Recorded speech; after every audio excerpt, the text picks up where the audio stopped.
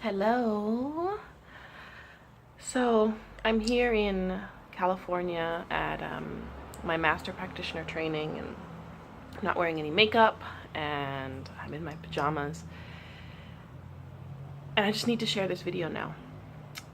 We did an amazing session yesterday. The trainer spoke about emotional intelligence and healing your heart.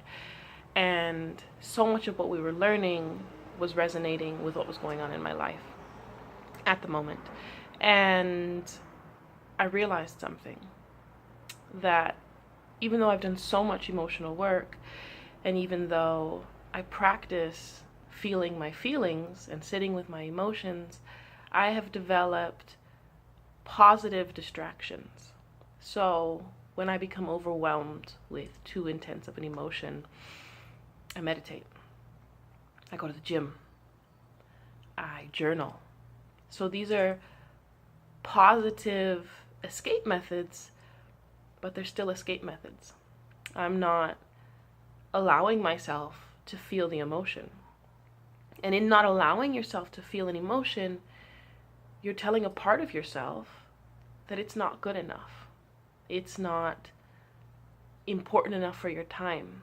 Whatever part of you is triggered enough to feel that emotion in the moment, if something happens in your life and you feel unnecessary sadness, fear, anger, whatever is happening in your life that's triggering these emotions are coming from a deeper place within you, and that moment in your life has just switched those on, have just brought those emotions back up.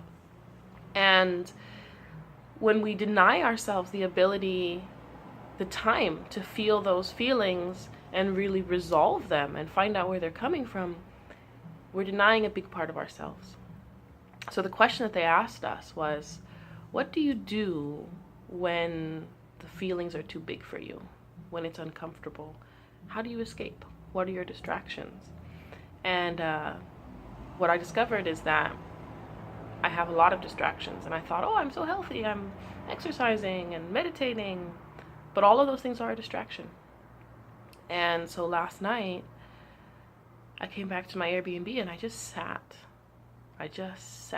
with the shame and the guilt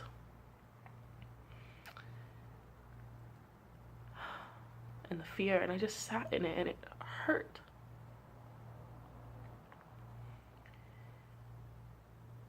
But the biggest part of me thanked me for taking the time to show myself love and to not escape it, to not bypass it, but to just give myself the time to feel into all of that. And this crazy thing is, all this running I've been doing from it, when you sit with it, yeah, it hurts for maybe 5 minutes, 10 minutes, 15 at the most, and then it goes away.